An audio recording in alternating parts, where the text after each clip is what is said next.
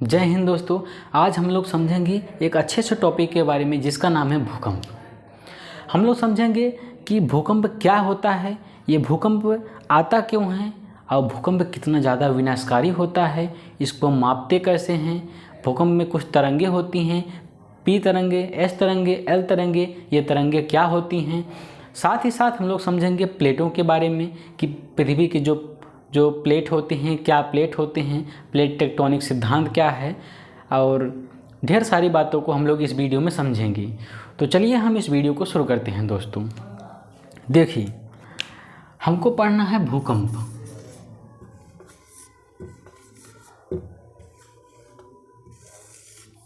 हमको पढ़ना है भूकंप। देखिए, भूकंप क्या होता है दोस्तों।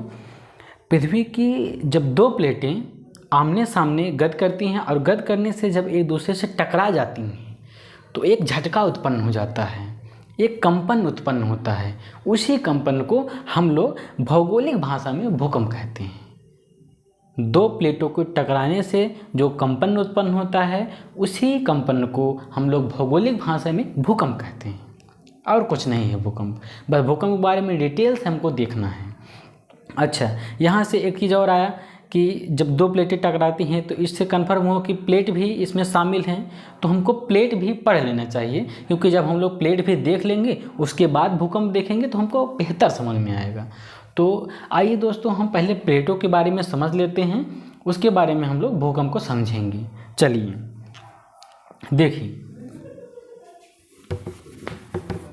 देखिए,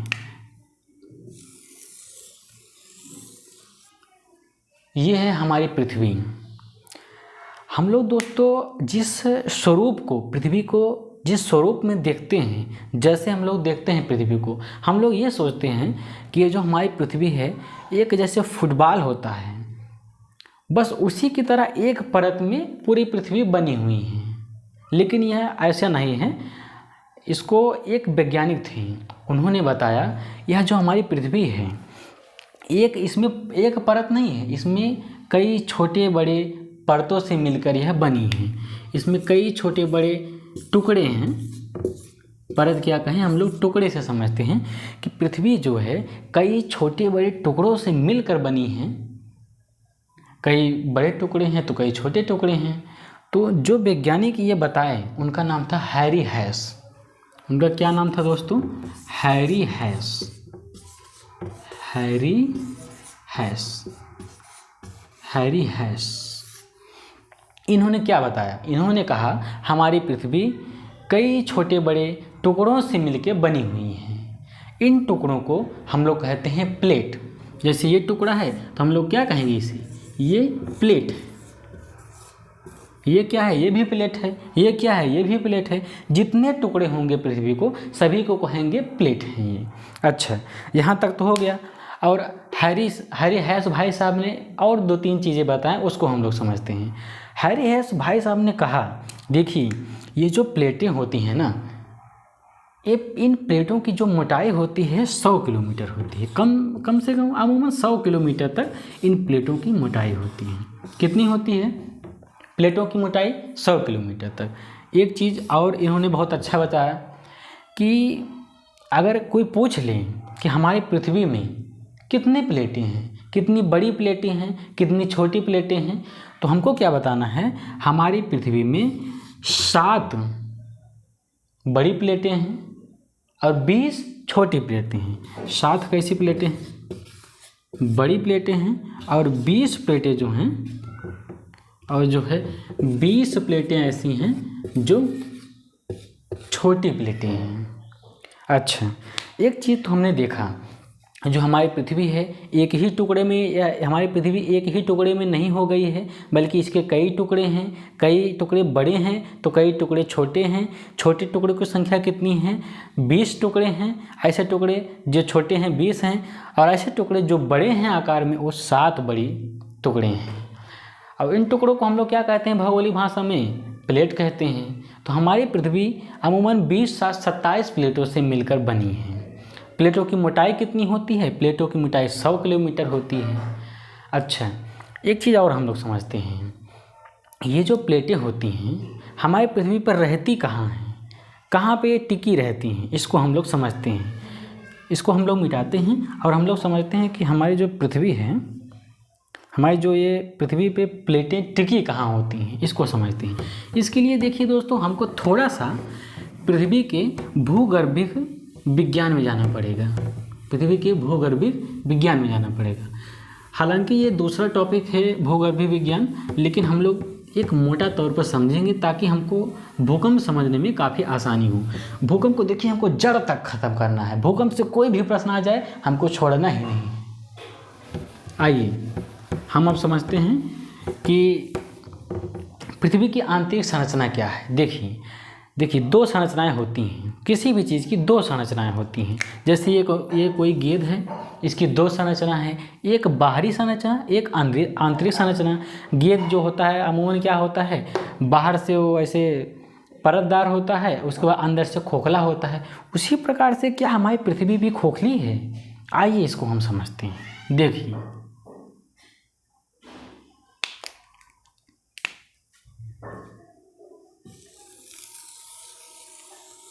देखिए ये हमारी पृथ्वी है।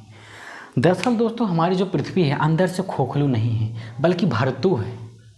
हमारी पृथ्वी भरतू है, ये गेंद की भांत खोखली नहीं है, ये भरतू है। तो इसमें क्या क्या होता है, आइए इसको हम लोग समझते हैं। एक चीज़ और दोस्तों, कुछ एक्स्ट्रा चीज़ हम लोग देख लेते हैं। हमारी पृथ्वी का जो घनत्व होता है 5.5 ग्राम पर सेंटीमीटर क्यूब होता है। क्या?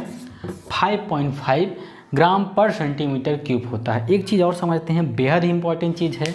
जैसे दोस्तों, क्या होता है कि हम जब अपनी पृथ्वी के अंदर जाने लगते हैं तो प्रति 32 मीटर हम जब अंदर जाते हैं, मतलब 32 मीटर गए तो वहाँ पे क्या होगा, 1 डिग्री सेल्सियस की कमी देखी जाएगी टेम्परेचर में। जैसे यहाँ पे 10 डिग्री टेम्परेचर है, तो जैसे हम लोग 32 डिग्री, कितना, 32 मीटर गहराई में जाते हैं पृथ्वी के, तो वहाँ पे 9 में से घट के 1 डिग्री कम हो जाएगा। कितना? 10 में से घट के 1 डिग्री कम हो जाएगा, 9 डिग्री टेम्परेचर बचेगा। तो हम कह सकते हैं कि प्रति 32 मीटर गहराई में जाने पर पृथ्वी का तापमान 1 डिग्री घट जाता है। अच्छा, इसको हम लोगों ने समझ लिया। अब हमको जो समझना है आप वो समझते हैं, क्योंकि ये तो बाहरी चीज़ें थी। देखिए, हमको समझना है पृथ्वी की आंतरिक संरचना के बारे में। पृथ्वी अंदर से कैसी है उसको समझना है। तो उसको समझने के लिए देखिए दोस्तों, आप लोग क्या करते हैं, जैसे आप लोग बाज़ार जाते हैं, मार्केट जाते हैं, तो क्या होता है, जो तरबूज लेते हैं आप लोग, कोई जब तरबूज लेते हैं उसको कैसे करते हैं, कहते हैं भाई साहब, दुकान में कहते हैं कि भाई साहब इसको एक ऐसा चीरा लगाइए, एक इसका चीरा लगाइए, हम उसे निकाल के खा के देखेंगे कि मीठ है कि कहीं आप लोग ऐसा तो नहीं बेच रहे हैं। इसलिए, क्योंकि पूरा खाना तो पूरा कैसे टेस्ट करेंगे, इसलिए थोड़ा सा टेस्ट करते हैं और उसका लगभग पूरा स्वाद पता चल जाता है। ठीक उसी प्रकार से हम लोग पृथ्वी का भी भाई चीरा लगाएंगे। चीरा लगा के ये टुकड़ा बाहर निकालेंगे और टुकड़े का अध्ययन करेंगे। सेम उसी प्रकार से पूरी पृथ्वी होगी। तो चलिए हम लोग पृथ्वी का चीरा लगाते हैं। आइए हमारे साथ आप लोग पृथ्वी का चीरा लगाइए, क्योंकि छोटे हिस्से का अध्ययन करना आसान होता है। जब सारा वैसे भाग है तो छोटा हिस्सा हम लोग अध्ययन कर लेते हैं। मतलब ये देखिए,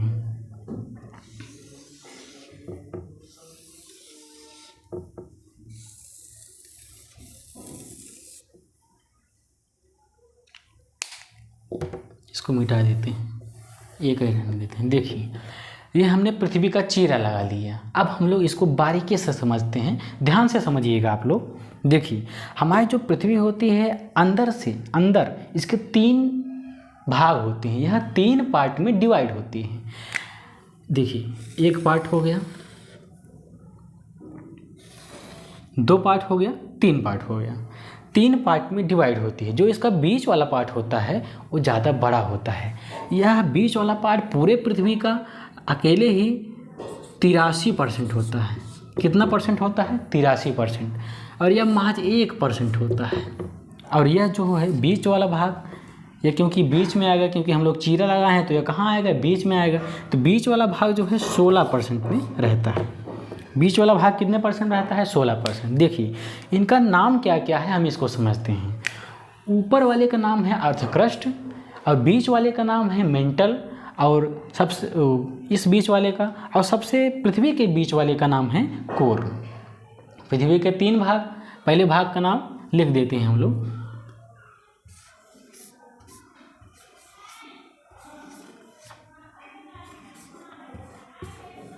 TH earth crust, CRUST earth crust. पृथ्वी के ऊपरी भाग को कहते हैं अर्थ क्रस्ट, यह पूरे पृथ्वी का 1% होता है। पृथ्वी के इस वाले भाग को कहते हैं हम लोग mental, MENTAL mental.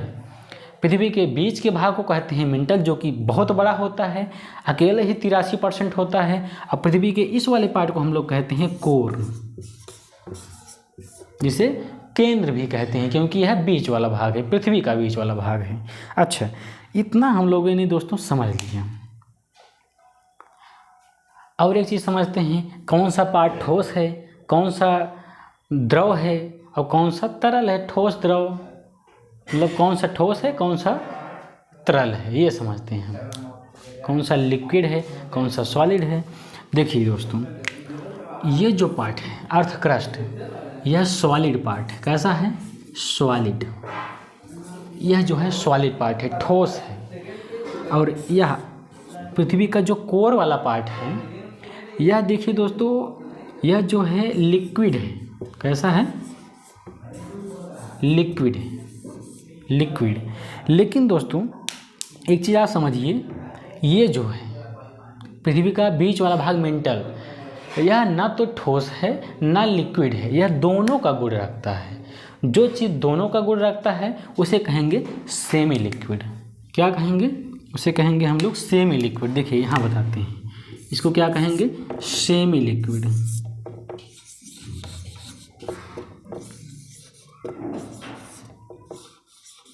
Semi liquid, अर्ध तरल, और ये सॉलिड ठोस, और ये भी तरल होता है। ये देखिए, ये पार्ट ठोस, ये पार्ट तरल अवस्था में होता है, यह पार्ट अर्ध तरल अवस्था में होता है। अर्ध तरल हम लोग उसे कहते हैं जो बहुत गाढ़ा मॉडल होता है, न पूरा ठोस होता है न पूरा तरल होता है। जैसे हम लोग उदाहरण के लिए दोस्तों ये कह सकते हैं, जैसे मधु जो होता है, मक्खियाँ जो मधु बनाती हैं, वो अर्ध तरल जैसा कुछ होता है, उसी प्रकार से ये होता है। और इसमें देखिए, इसमें ये पार्ट बहुत ही गर्म होता है, क्योंकि पृथ्वी की बहुत ही गहराई पे होता है, तो ये पार्ट बहुत ही गर्म होता है।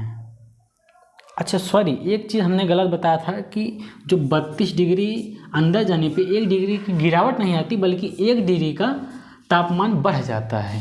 प्रति 32 डिग्री नीचे जाने पर 1 डिग्री का तापमान उसमें क्या होता है, बढ़ जाता है। सॉरी, ये हमसे गलती हो गई थी। और आगे समझिए आप लोग।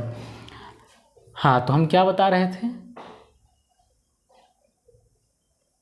हाँ ठीक है, ये सॉलिड है और ये अर्ध तरल है। जैसे मधुमक्खी होता है, मधुमक्खी का जो शहद होता है वो अर्ध तरल जैसा कुछ होता है, ठीक उसी प्रकार से है। और जो हमारी प्लेटें हैं, जो हमने आगे डिस्कस किया प्लेटों के बारे में, प्लेटें इसी मेंटल में ऐसे यहीं पर होती हैं, क्योंकि उनकी मोटाई होती है 100 किलोमीटर। तो इसी मेंटल में धीरे धीरे तैरती रहती हैं, क्योंकि ये कैसा होता है, अर्ध तरल अवस्था में, तो बहुत धीरे धीरे तैरती रहती हैं इसी मेंटल पर। और यहाँ पर गर्म होने के कारण यहाँ पे होता है मैग्मा। वही जब ज्वालामुखी का उद्गार होता है तो उसमें से मैग्मा निकलता है और लावा बन जाता है। मैग्मा ही जब यहाँ पे मैग्मा रहता है, जो गर्म भाग होता है, जब वही भाग पृथ्वी के बाहर चला जाता है तो उसे हम लोग कहते हैं लावा। इसे हम लोग दूसरे वीडियो में समझेंगे ज्वालामुखी के बारे में। हमको इसमें समझना है भूकंप के बारे में, तो हम लोग देखते हैं। इतना हम लोगों ने समझ लिया। अच्छा, ये जो प्लेटें होती हैं कहाँ तैरती हैं, ये प्लेटें तैरती हैं मेंटल में। ये प्लेटें स्थित कहाँ होती हैं, तो मेंटल में स्थित होती हैं। इतना हम लोगों ने समझा। आइए कुछ और प्लेटों के बारे में हम लोग समझते हैं। प्लेटों के बारे में और क्या क्या हो सकता है, इसके बारे में समझते हैं। अच्छा, कभी अगर ये प्रश्न आ जाए दोस्तों कि कौन सा प्लेट सबसे बड़ा प्लेट है और कौन सा ऐसा महाद्वीप है जिसके पास कोई प्लेटें नहीं है। तो इसके बारे में हम लोग समझते हैं।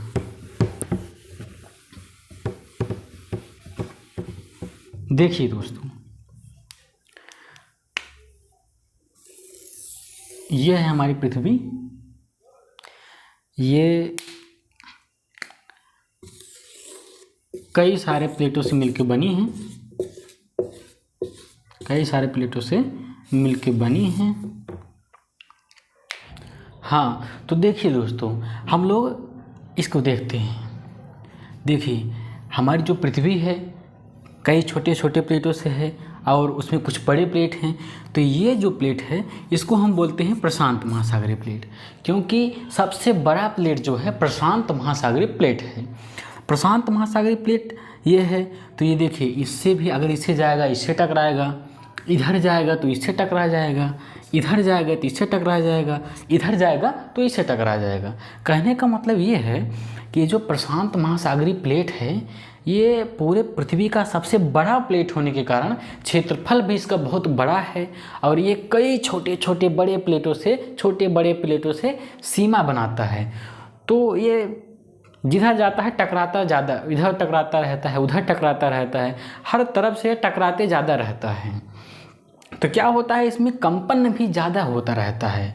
कंपन को हम लोग क्या कहते हैं, भूकंप। तो जाहिर सी बात है इसमें क्या होगा, भूकंप भी सबसे ज़्यादा आएगा।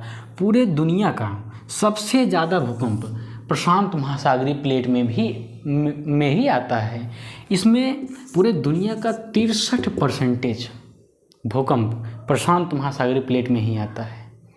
इतना हम लोगों ने देख लिया। अच्छा, कभी ये बात आ जाए दोस्तों कि ऐसा कौन सा देश है जहाँ पे पूरे दुनिया में सबसे ज़्यादा भूकंप आते हैं, तो वह देश है जापान। जापान एक ऐसा देश है, जापान एक ऐसा देश है जो प्राकृतिक आपदाओं को बहुत झेलता है, लेकिन डेवलप भी बहुत अच्छा है, बहुत आगे चला गया है, विकसित देशों में आ गया है। जापान में सबसे ज़्यादा भूकंप, सबसे ज़्यादा ज्वालामुखी और सबसे ज़्यादा सुनामी कहीं आता है तो आता है जापान में। जापान एक ऐसा देश है जो कई सारे प्राकृतिक आपदाओं को झेलता है, फिर भी आज इस मुकाम पे है कि विकसित देशों की श्रेणी में है। इसीलिए दोस्तों कहते हैं कि जितनी ज़्यादा कठिनाइयाँ हम पे आती रहेंगी उतना हमको मजबूत बनाने का काम करेंगी। तो आप लोग बढ़िया से पढ़ाई कीजिए। आइए हम अब प्लेटों की गति के बारे में देखते हैं कि ये प्लेटें जो होती हैं, ये जो मेंटल पे जो तैरती रहती हैं, ये प्लेटें कैसे तैरती हैं, इनकी गति कैसी होती है। देखिए दोस्तों, इनके बारे में हम आपको बताने वाले हैं। चलिए, प्रश्न आ जाएगा कि वह कौन सा देश है जहां पूरा दुनिया का सबसे ज़्यादा भूकंप आता है, तो जापान। प्रश्न आ जाएगा वह कौन सा महासागरीय प्लेट, वह कौन सा प्लेट है जिसमें सबसे ज़्यादा भूकंप आते हैं, जिसके कारण सबसे ज़्यादा भूकंप आते हैं, तो प्रशांत महासागरीय प्लेट अकेले ही 63% को निपटा देता है। और एक चीज़, अगर कभी प्रश्न आ गया वह कौन सा महाद्वीप है जहाँ पे भूकंप ही नहीं आता है, ऐसा महाद्वीप जहाँ पे भूकंप आता ही नहीं, वह महाद्वीप होगा अंटार्कटिका महाद्वीप। क्योंकि यह बेचारा अकेला ऐसे बैठा हुआ है, इसके पास कोई प्लेटें नहीं है जिससे वह टकराए और कंपन उत्पन्न हो, भूकंप उत्पन्न हो। तो ऐसा प्रश्न बन सकता है कि ऐसा कौन सा महाद्वीप है जिसमें भूकंप नहीं आते, तो अंटार्कटिका महाद्वीप जो है उस पर भूकंप ही नहीं आते। तो हाँ, तो हम लोग देखते हैं कि प्लेटों की जो गति होती है वह कितने प्रकार की होती है। देखिए, हम पहले प्लेटों को बनाते हैं दोस्तों।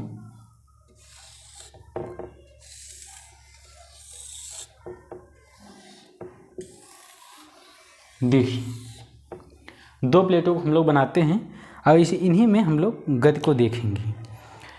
ये जो प्लेटें होती हैं ये कितनी मोटाई की होती हैं, 100 किलोमीटर की मोटाई की होती हैं, हमने आपको पहले ही बताया है।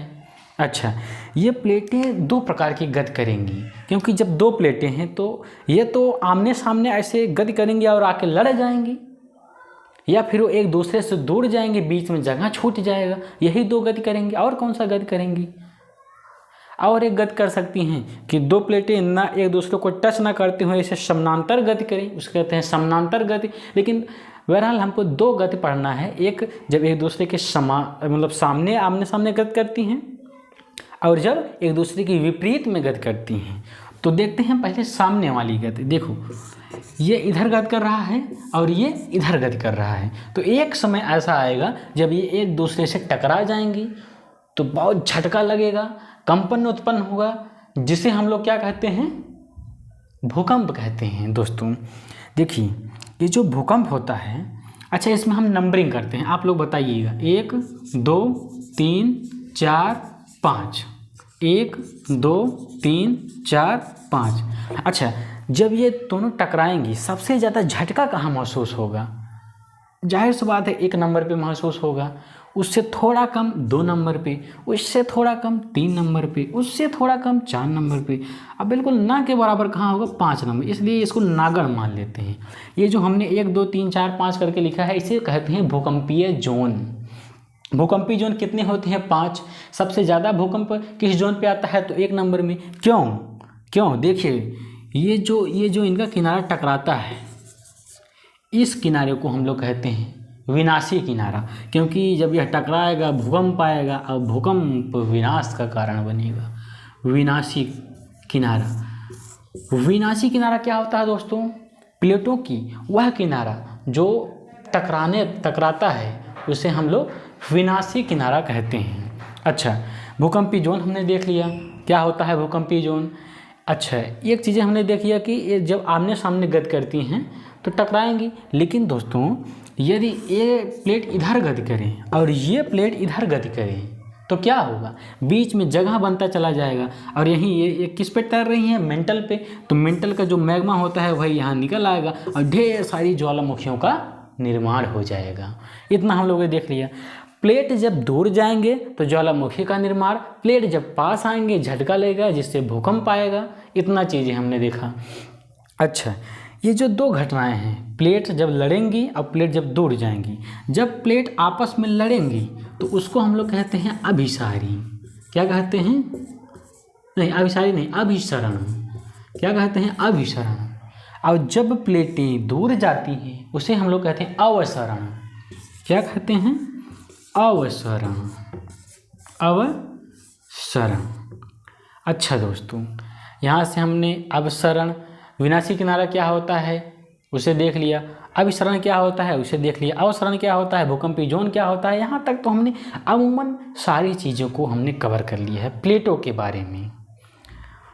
तो हाँ चलिए दोस्तों, तो ये वीडियो ज़्यादा लंबा ना हो इसलिए हम इस वीडियो का अंत यहीं करते हैं, लेकिन इसका हम सेकंड पार्ट बनाएंगे जिसमें हम लोग सेपरेटली भूकंप के बारे में देखेंगे। उसमें केवल देखेंगे भूकंप कैसे आता है, भूकंप में तरंगे क्या होती हैं, एल तरंगे क्या होती हैं, पी तरंगे क्या होती हैं, एस तरंगे क्या होती हैं, भूकंप को मापा किस रिएक्टर पैमाने क्या होता है, ये उसके बाद सिस्मोग्राफ क्या होता है, इन सब के बारे में देखें। कौन सी तरंग की ज़्यादा आवृत्ति होती है, तरंग दैर्घ्य क्या होता है, आयाम, ये सब हम लोग बारीकी से सब चीज़ देखेंगे। लेकिन दोस्तों इसके लिए आपको इंतज़ार करना होगा, हम जल्द ही इसका सेकंड पार्ट लेके आएंगे, उसको बना देंगे, आप लोग देखिएगा, क्योंकि ये बहुत ही लंबा हो जा रहा है और यह भी बहुत ज़रूरी था, क्योंकि इसे समझे बगैर अगर हम भूकंप को समझते तो ऐसा था कि आधा, जैसे कि कोई ज्ञान जो उसका बेसिक है यही है, तो कोई ज्ञान हम आधा ही लेते तो ज़्यादा अच्छा नहीं रहता। इसको हम लोग पढ़ लिए, अब उसको पढ़ेंगे बहुत ही बेहतरीन तरीके से समझ आएगा। विश्वास कीजिए दोस्तों, आपको भूकंप चैप्टर में से कोई भी प्रश्न छूटे नहींगा, कोई भी प्रश्न नहीं छूटेगा आपसे किसी भी एग्जाम में। आप उठा के दे सकते हैं, ये यूपीएससी के प्री तक आपको क्वेश्चन बनाने में मदद करेगा। हालांकि आप अच्छे से पढ़ेंगे तो आपको यूपीएससी के मेंस तक में भी आपका हेल्प करेगा। इतना हो गया। और ऐसे मोस्ट इम्पॉर्टेंट टॉपिक पे हम वीडियो बनाते रहते हैं। आप लोग हमारे चैनल को सब्सक्राइब करिएगा, शेयर करिएगा, लाइक करिएगा। जय हिंद, जय भारत।